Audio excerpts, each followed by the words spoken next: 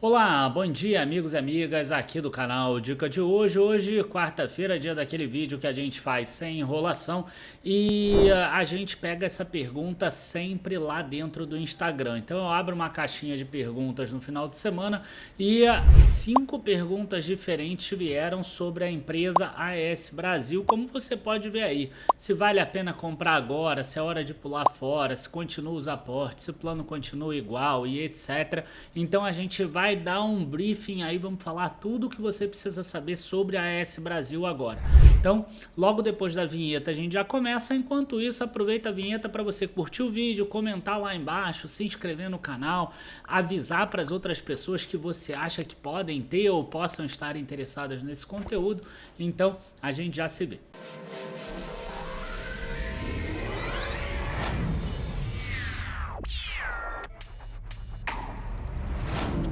Bom, pessoal, vamos contextualizar um pouquinho o que é a AES Brasil. Tá? A AES Brasil ela é uma empresa que acabou sendo formada na Bolsa lá na privatização da parte de geração hidrelétrica da CESP.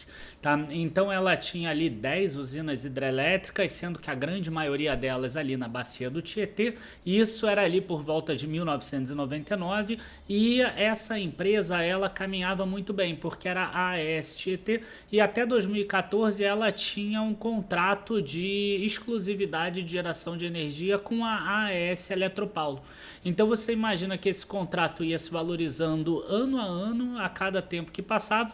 Então até 2014 a empresa ela não fazia muitos investimentos e ela conseguiu crescer bastante aí ao longo do tempo e principalmente, né, não é nem crescer de tamanho, mas conseguia distribuir muitos dividendos e deixava aqueles acionistas muito felizes, inclusive os acionistas da própria controladora da AES. O que aconteceu depois? Acabou o contrato da Eletropaulo e a Eletropaulo não renovou, até porque ela pagava 2, 3 vezes mais caro do que o valor da energia na época. E aí a AES Tietê ela teve que encontrar novas formas de se desvencilhar disso. Ela tinha ali ainda as usinas de geração hidrelétrica que vão até 2029, 2032, só que o que aconteceu nesse período? Ela percebeu que o valor da energia era muito abaixo do que o valor que ela vendia antes, então cairia o resultado dela. Só que, para infelicidade da empresa, ali em 2015 e 2016, além de uma recessão econômica muito forte no Brasil, a gente teve uma estiagem muito forte que fez com que o nível dos reservatórios de água caíssem e ela conseguisse gerar menos energia naquele momento. Isso sem contar com as mudanças ali, foi uma tempestade perfeita para a AES.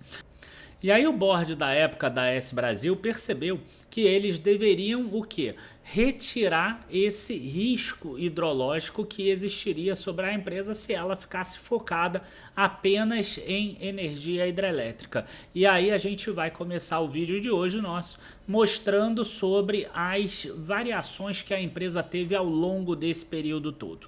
Então, se você olhar aqui, em 2016 a empresa tinha 2.658 megawatt de energia operacional, que era todo ele hidrelétrico. Tá? E nesse período todo aqui, até agora, ela já tem agora 4.455 megawatts. Eu mesmo já considero 5.180, porque agora no quarto trimestre já entrou em operação algumas dessas eólicas aqui, no primeiro semestre entram as outras. Então aqui o que a gente vai ter? A gente vai ter uma dobra de tamanho, de 2.658 para 5.180. Né? Nesse período entrou aqui Alto Sertão, Guaimbê, Oroeste, Ventos, Mandacaru, Araripes, Caeté, a maioria delas foi M&A. Né? O que é M&A? Quando ela compra outros. A mais recente foi esse aqui, Araripe, Caetés e Cassino. E os dois greenfields muito grandes que ela está construindo agora, que é Cajuína e Tucano. Tá? Então Cajuína 1 já ficou operacional, Cajuína 2 já vai entrar operacional primeiro semestre e Tucano já ficou aqui também. Então tudo isso aqui é importante para quê? Para a empresa chegar aqui e dobrar de tamanho e ela deixar de ter aquele risco hidrológico. Então hoje a empresa ela está dessa forma. Ela tem 5,2 gigawatts de energia, sendo 51% hidrelétrico, que eram aqueles 2,6, ela tem aqui 43% eólico e 6% solar de energia, que é a energia toda dela é renovável, mais energia sem o risco hidrológico. A gente vê aqui que já é 49%.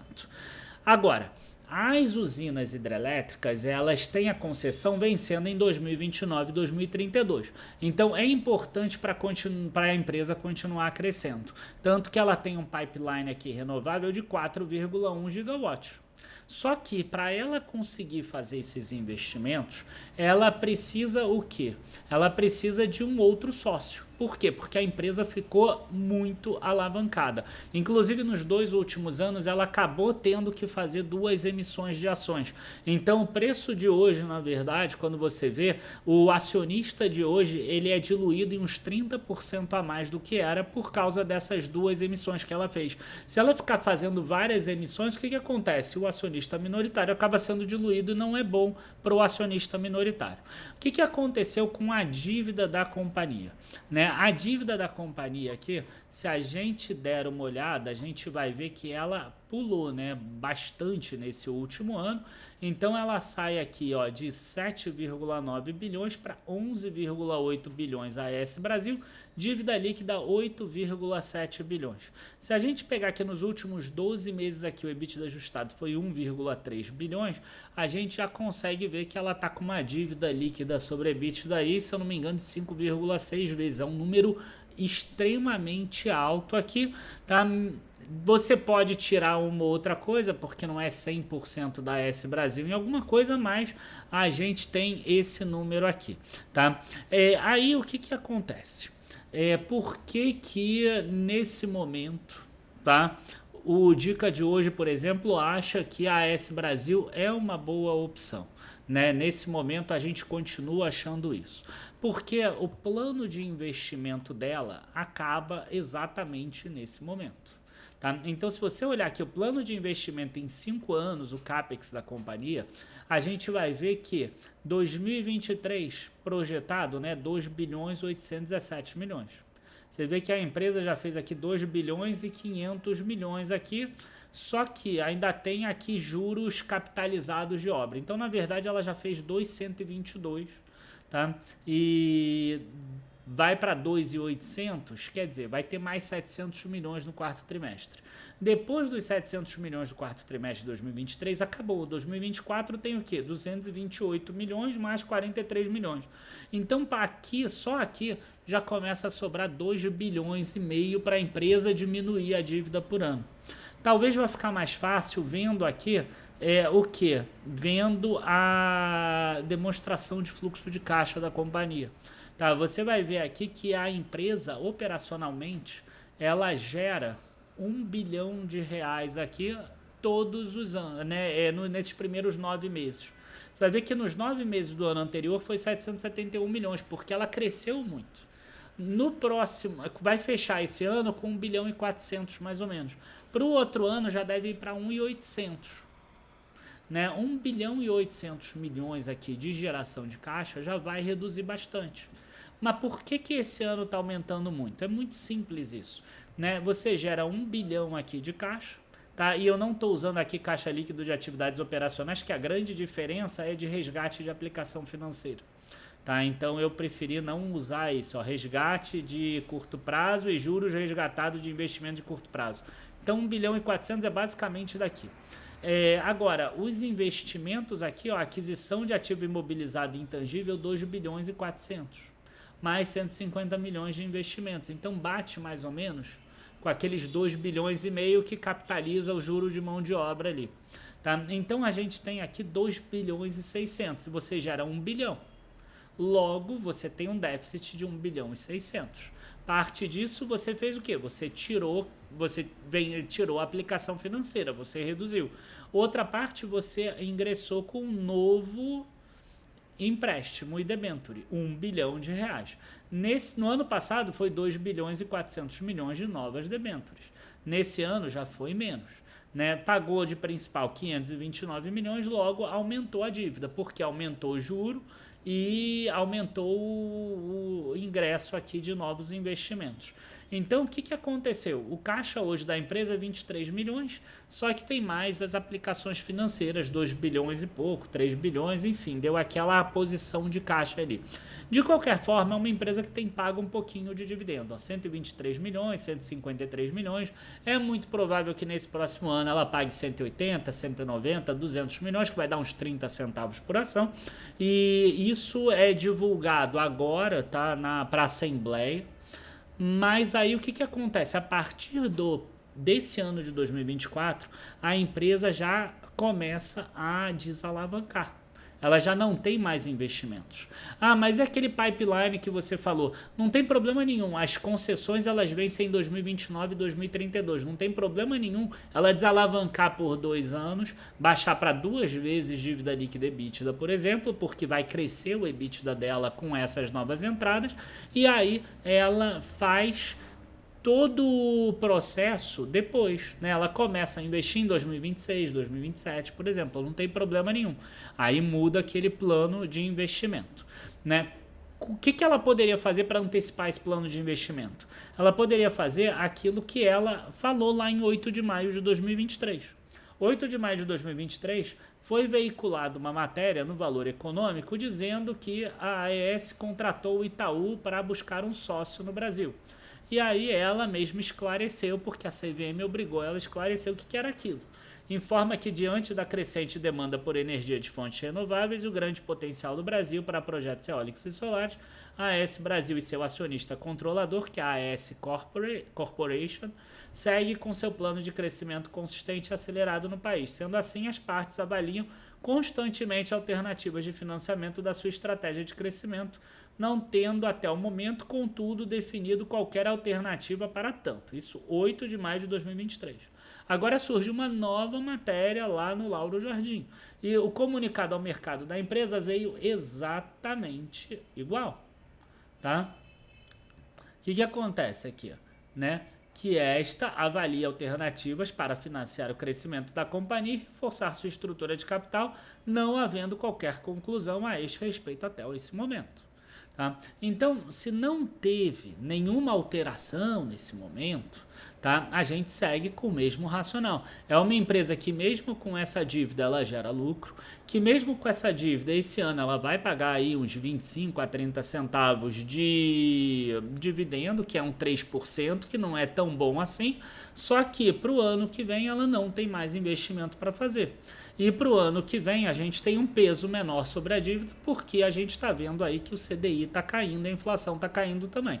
Então a empresa tem tudo para gerar lucros maiores no próximo ano. Aí algumas pessoas vão falar assim, mas e se a empresa vender, por exemplo, né, a companhia, a AES resolver sair do Brasil igual ela saiu da Venezuela? A AES ela não fez todo esse investimento para vender a preço de banana. Ela não tem obrigação de sair do Brasil. O governo não está apontando uma arma na cabeça dela e obrigando ela a sair do Brasil. Né? Não tem nada com relação a isso. Então o que ela faz? Ela vai pegar e vai tentar ver aí se tem vários pretendentes e qual deles que vai dar um valor maior. Então é muito provável que seja um valor maior do que o atual. Né? Outra opção seria o quê? Uma Eletrobras ou uma Engie, por exemplo, comprar e aí emitir novas ações para incorporar essas ações. Aí o acionista da AES Brasil vai virar um acionista ou da Eletrobras ou da Engie. Estou falando dessas duas porque são as duas maiores privadas, então são as que têm maior possibilidade. É mais difícil a gente imaginar que a CEMIG vai incorporar, por exemplo, a AES Brasil, mas existem possibilidades de uma Eneva, por exemplo, ou coisas do gênero. Tá? Então, são essas as opções que existem. Agora, um último ponto aqui que eu queria aproveitar para tratar, embora o vídeo já esteja ficando longo, é o seguinte. Aquele outro fato relevante aconteceu em maio de 2023, tá? E foi no dia 8 e 9 de maio. Então, aqui no dia 8 de maio, você vê que com a notícia, a ação valorizou 9%. Depois, no dia 9, quando ela fala aquele fato relevante, subiu 1,13%. Tá? E aí, o que acontece? Naquele momento, provavelmente, muita gente comprou por causa da notícia. Agora, a mesma notícia, tá? tanto que o racional ali do comunicado é o mesmo, a gente vê que caiu aqui o quê? 1%, 1,7% no primeiro dia, depois 5,18% no segundo dia, e hoje está caindo aqui 2,07% enquanto eu estou gravando. O cara que comprou lá atrás, depois da notícia, ele pagou aqui 12,60, 12,80, ele pagou o preço máximo. E agora que surgiu a mesma notícia, ele talvez esteja vendendo a 10,40. Então, se você é uma pessoa que fica fazendo essas transações porque saiu uma notícia boa e você compra, saiu uma notícia ruim e você vende, você provavelmente vai perder dinheiro na bolsa. E provavelmente é melhor você ficar na renda fixa. Tá? Então, a gente é muito pragmático com relação ao que a gente recomenda. A gente gosta de empresas lucrativas, a gente gosta de empresas que tenham potencial de crescimento e a gente vê que a AS Brasil tem os dois. Se você consegue comprar isso mais barato, melhor ainda. Tá? É o caso da AS Brasil nesse momento. Agora, se porventura depois a gente virar acionista da Eletrobras ou da Engie, por exemplo, ou ela vender e fechar o capital a 13, 14 reais, cara, é a vida, paciência, acontece. Igual a gente deixou de ser acionista da Energias do Brasil e a gente alocou o dinheiro em outras opções aí, em outras empresas. Enfim, pessoal, eu queria aproveitar para deixar um último recado aqui. Eu sei que vai entrar carnaval agora, todo mundo vai esquecer, mas eu quero deixar já claro para vocês o seguinte. No dia 19 de fevereiro, a gente vai ter um fechamento de mercado especialíssimo, tá? Porque a gente vai abrir novas vagas da carteira plena. A carteira plena que é aquela carteira que vai fazer você não ficar mais preocupado e ficar querendo saber o que é a melhor coisa para fazer no momento. Né? Eu sempre gosto de dizer dessa forma. Quer dizer, a maioria das perguntas que a gente recebe é assim: e agora vale a pena vender a AS Brasil e comprar a empresa tal? Nesse momento vale a pena eu sair da renda fixa para ir para ações ou vice-versa? Nesse momento agora que o exterior está andando bem, vale a pena eu investir no exterior ou vale a pena eu vender o exterior?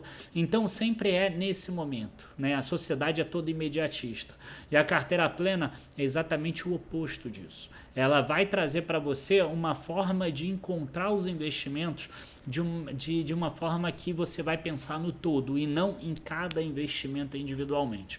Acho que vale muito a pena vocês virem o fechamento de mercado do dia 19, tá? Às 19 horas. E depois a gente vai fazer outras lives também em sequência. Vai acabar sendo um workshop da carteira plena. Então não perca, o link para você se inscrever nesse workshop tá aqui embaixo, tá? E eu acho que é fundamental para todas as pessoas que tenham esse tipo de dúvida, né? Que fica naquela coisa, o que é melhor fazer agora? Meu Deus, você está perdendo sono, se está pensando nos investimentos na hora do trabalho ou coisas do gênero, tá? Então fica aí o convite, abraços, bons investimentos, aproveitem o carnaval, embora sábado ainda tenha o nosso vídeo, tá? E é isso. Abraços, bons investimentos, até a próxima e não se esqueçam sempre, né, que construir leva tempo.